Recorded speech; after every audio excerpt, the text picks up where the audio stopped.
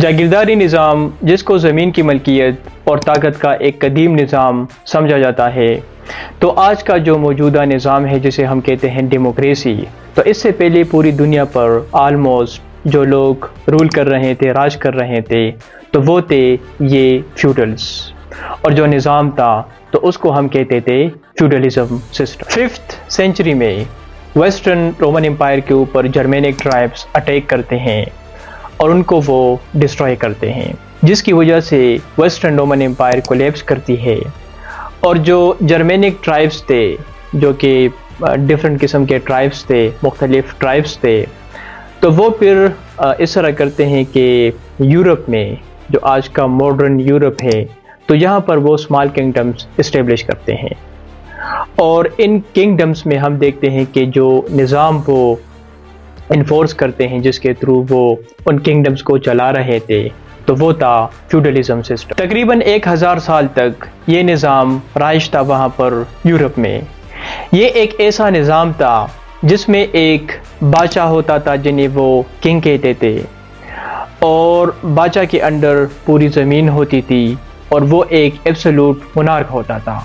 وہ لیجسلیچر بھی ہوتا تھا، وہ جج بھی ہوتا تھا، اور وہ ایگزیکٹو بھی ہوتا تھا۔ ایبسولوٹ پاور اس کنگ کے پاس ہوا کرتی تھی۔ اچھا، اس کنگ کے ساتھ کچھ نوبلز ہوتے تھے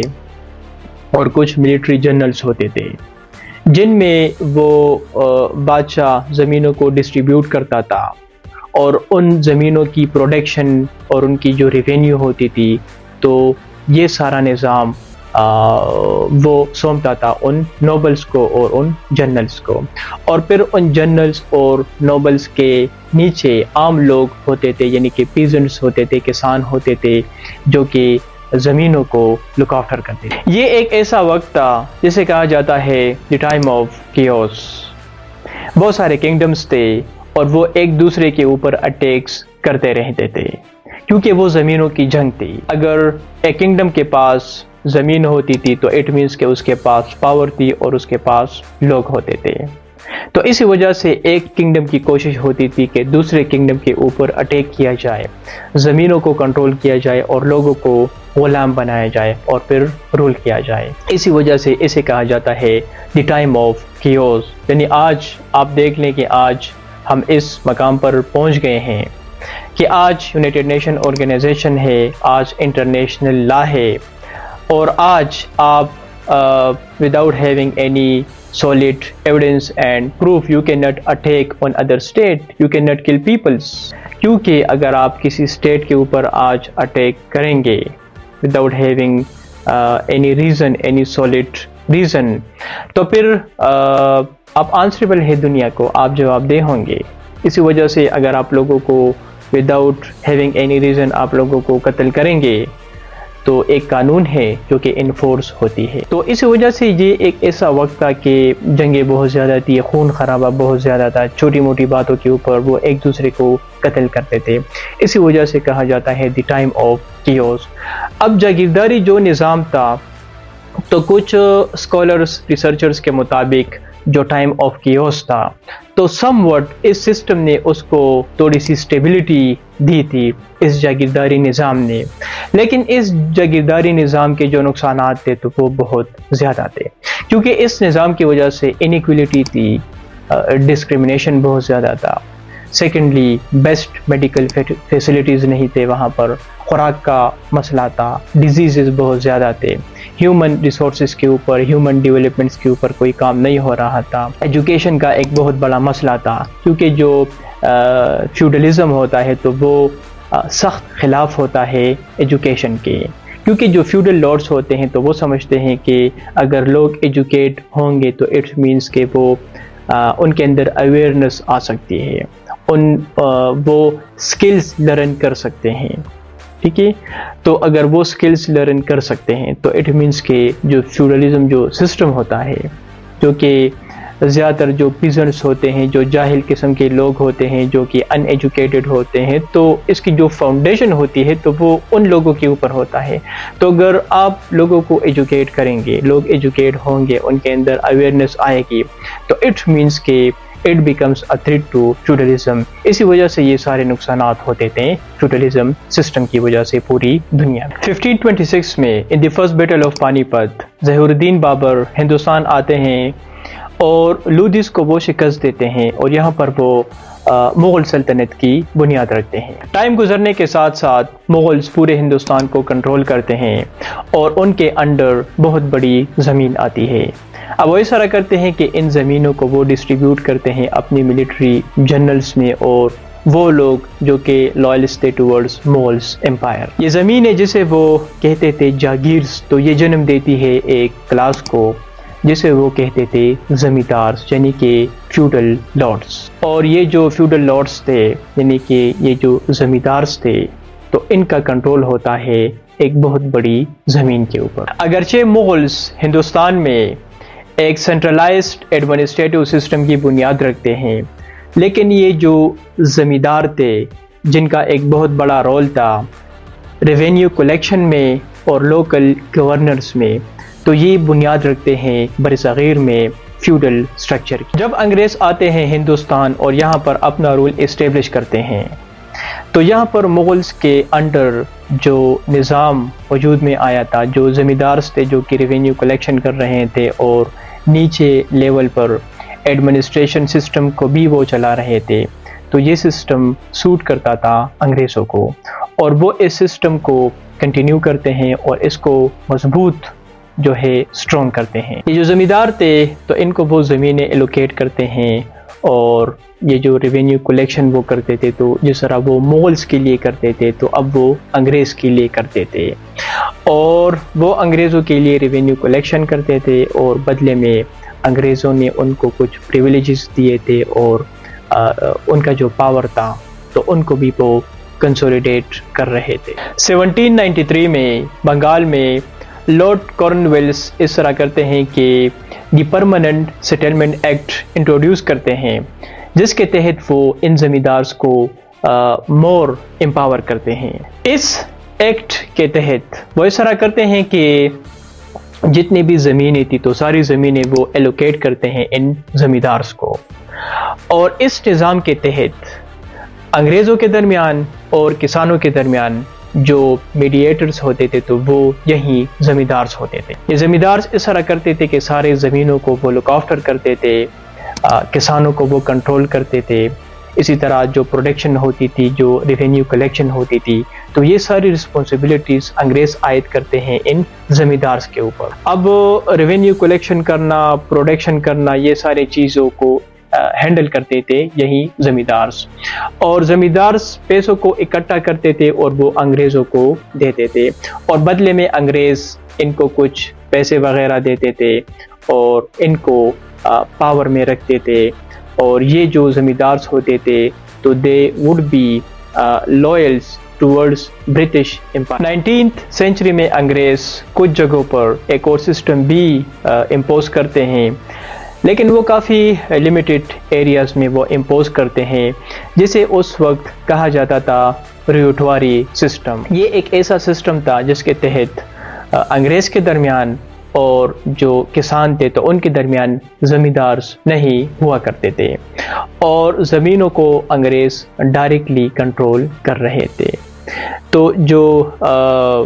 پیزنٹس تھے، جو کسان تھے تو ان کا ایک ڈائریکٹ کنیکشن ہوتا تھا انگریزوں کے ساتھ. تو یہ سسٹم بھی تھا لیکن یہ کافی لمیٹڈ ایریاز میں ہوا کرتا تھا. لیکن جو میجورٹی ایریاز تھے ہندوستان میں تو اس میں زیادہ تر جو زمینوں کو کنٹرول کیا جا رہا تھا تو وہ ان لینڈ لارڈز کے تھرو کیا جا رہا تھا. اسی طرح ہندوستان میں جو نارتھ ویسٹرن پروونسز تھے تو وہاں پر ایک اور سسٹم عائد تھا جسے کہا جاتا تھا مہلواری سسٹم.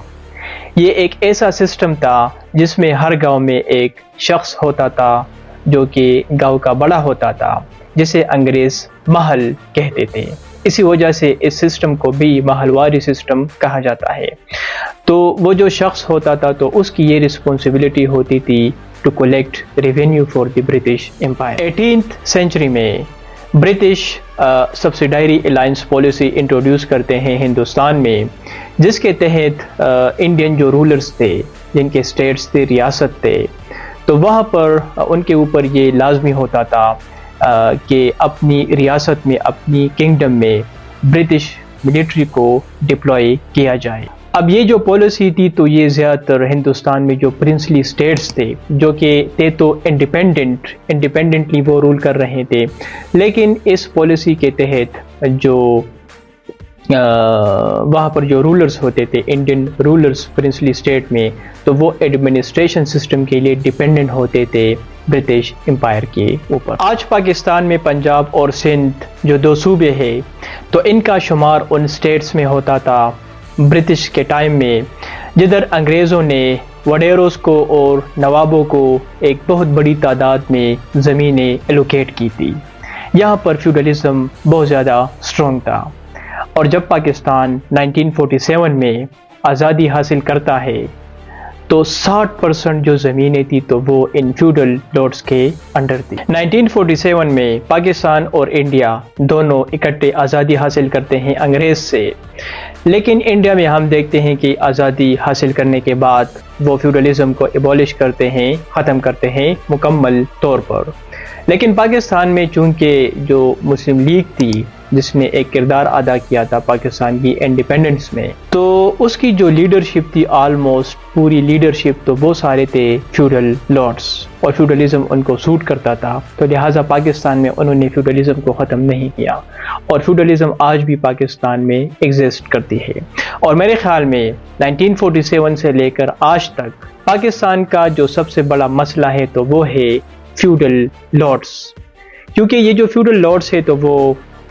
نہ صرف زمینوں کو کنٹرول کر رہے ہیں، پاکستان کی اکانومی کو کنٹرول کر رہے ہیں، پاکستان کی معیشت کو کنٹرول کر رہے ہیں، بلکہ ان کا ایک بہت بڑا کنٹرول ہے پاکستان کی پولیٹکس کے اوپر۔ اور ہم دیکھتے ہیں کہ پاکستان میں جتنے بھی سکسیسیو گورنمنٹس آئے ہیں تو سب کی یہ کوشش تھی کہ لینڈ ریفارمز لائی جائے اور فیوڈلزم کو ختم کیا جائے، لیکن یہ کوئی عام سی بات نہیں ہے، یہ اتنے پاورفل ہے کہ آج بھی یہ ایک بہت بڑا چیلنج ہے کسی بھی گورنمنٹ کے لیے ٹو برنگ لینڈ ریفارمز۔ کسی نے بھی آج تک یہ نہیں کیا۔ 1970s میں جب ذوالفقار علی بھٹو پرائم منسٹر تھے تو وہ لینڈ ریفارمز کرتے ہیں پاکستان میں، جس میں وہ اس طرح کرتے ہیں کہ وہ جتنے بھی فیوڈل لارڈز تھے تو ان کے اونرشپ کو لمیٹڈ کرتے ہیں، جو ایریگیٹڈ لینڈ تھا تو وہ لمیٹڈ کرتے ہیں 150 ایکڑ تک، اور جو نان ایریگیٹڈ لینڈ تھا تو ان کو وہ لمیٹڈ کرتے ہیں 300 ایکڑ تک۔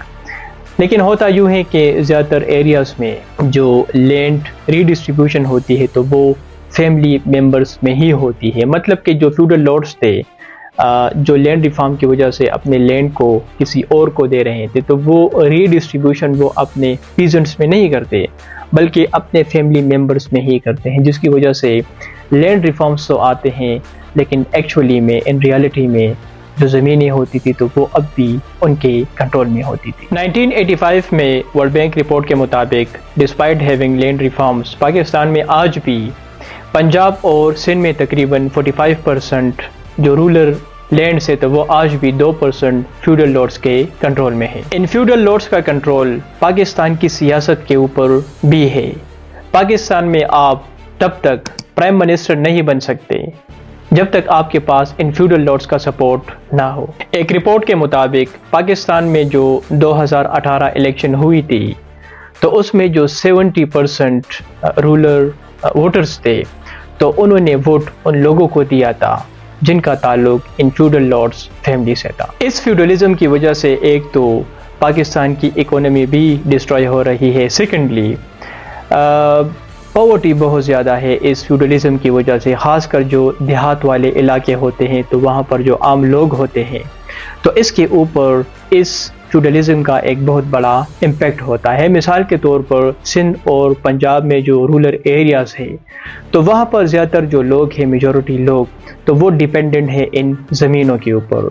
یہ ان فیوڈل لارڈز کے لیے کام کرتے ہیں، ان زمینوں کو وہ لک آفٹر کرتے ہیں اور بدلے میں یا تو ان کو تھوڑا سا اناج دیا جاتا ہے یا پھر تھوڑے سے پیسے دیے جاتے ہیں۔ تو اس فیوڈلزم کی وجہ سے یہ لوگ ہمیشہ سے غربت میں ہی ہے۔ 2016 کی انٹرنیشنل لیبر آرگنائزیشن کی ایک رپورٹ کے مطابق پاکستان میں جو 25% رولر پاپولیشن ہے تو وہ لینڈ لیس ہے، اور 60% جو کلٹیویبل زمین ہے تو وہ ان فیوڈل لارڈز کے کنٹرول میں ہے۔ یہ فیوڈل لارڈز نہ صرف زمینوں کو کنٹرول کرتے ہیں بلکہ زمینوں کے علاوہ یہ لوکل گورننس کو، ایجوکیشن سسٹم کو اور جسٹس سسٹم کو بھی یہ لوگ کنٹرول کرتے ہیں، جس کی وجہ سے یہ فیوڈل لارڈز اپنے ایریاز کے ایبسولوٹ رولرز مانے جاتے ہیں۔ اسی وجہ سے سوشل انیکویلٹی کریٹس ہوتی ہے اور یہ جو رولر پاپولیشن ہوتی ہے تو ان کے پاس لمٹس اپورچونٹیز ہوتے ہیں زندگی میں۔ مثال کے طور پر سندھ ترپارکر میں زیادہ تر جو سکولز ہیں تو وہ ان فیوڈل لارڈز کے کنٹرول میں ہے۔ وہاں پر ان سکولوں میں زیادہ تر جو بچے جاتے ہیں تو ان کا تعلق ایلیٹ کلاس سے ہوتا ہے اور ان فیوڈل لارڈز کے فیملی سے ہوتا ہے، اور جو غریب کسان کے بچے ہوتے ہیں تو وہ وہاں پر تعلیم سے محروم ہیں۔ فیوڈلزم کی وجہ سے کنٹری میں ڈائنیسٹک پولیٹکس بھی رہتی ہے۔ ڈائنیسٹک پولیٹکس سے میرا مراد ہے جو فیملی پولیٹکس ہوتی ہے۔ مثال کے طور پر جو بھٹو فیملی ہے، پہلے ذوالفقار علی بھٹو تھے، پھر ان کی بیٹی بے نظیر تھی، پھر زرداری آتے ہیں، پھر بلاول بھٹو آتے ہیں، اب چھوٹی بہن بھی آ چکی ہے۔ اسی طرح شریف فیملی کو آپ دیکھ لیں، پوری فیملی پولیٹکس میں ہے، تو اسے کہا جاتا ہے ڈائنیسٹک پولیٹکس۔ الیکشن کمیشن کے ایک ڈیٹا کے مطابق یہ جو پولیٹیکل فیملیز ہے، خاص کر سندھ میں اور پنجاب میں، تو 50% جو الیکشن جو آؤٹ کمز ہے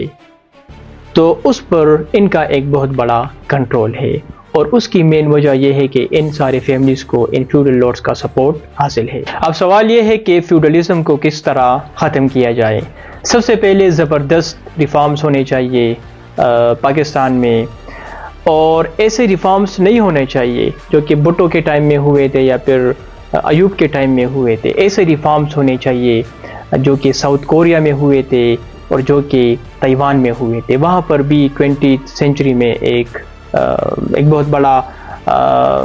اثر تھا، ایک کنٹرول تھا فیوڈلزم کا ان کنٹریز کے اوپر، لیکن انہوں نے ایسے ریفارمز کیے جس کی وجہ سے انہوں نے فیوڈلزم کو مکمل طور پر ختم کیا۔ ایجوکیشن کے اوپر توجہ دینی چاہیے، خاص کر جو رولر ایریاز ہے سندھ میں اور پنجاب میں، تو وہاں پر جو رولر ایریاز ہے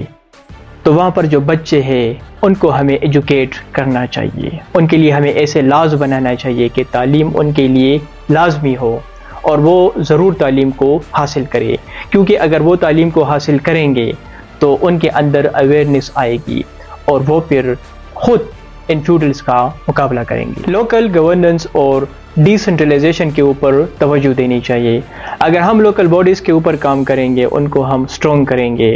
تو اس سے آٹومیٹیکلی فیوڈلزم ختم ہو سکتی ہے۔ اسی طرح اگر ڈی سینٹرلائزیشن کی بات کی جائے تو 18th امینڈمنٹ ایک زبردست ایک انیشیٹو تھی، اور لیکن مزید ہمیں اس کے اوپر کام کرنا چاہیے، کیونکہ وہ پیپر کے اوپر تو آ چکی ہے لیکن پریکٹیکلی ابھی اس کے اوپر کام کرنا باقی ہے۔ جاگیرداری نظام ایک ایسا نظام ہوتا ہے جو کہ عام لوگوں کو غلام بناتی ہے۔ چند لوگ آتے ہیں اور وہ زمینوں کو کنٹرول کرتے ہیں، اور زمینوں کے ساتھ ساتھ وہ لوگوں کو کنٹرول کرتے ہیں، اور جب وہ لوگوں کو کنٹرول کرتے ہیں تو وہ لوگوں کی سوچ کو کنٹرول کرتے ہیں، وہ آپ کو ایجوکیشن سے محروم کرتے ہیں، آپ کی جو فریڈم ہے اس کو وہ چھین لیتے ہیں۔ لہٰذا اس کے خلاف ہم سب کو جنگ لڑنی چاہیے۔ یہ ہم سب کی رسپانسبلٹی ہے کہ اس کے لیے ہم آواز اٹھائیں، اور اگر ہم سب مل کر اس کے اوپر کام کریں گے تو ہم اس فیوڈلزم کو ختم کر سکتے ہیں۔ Thank you.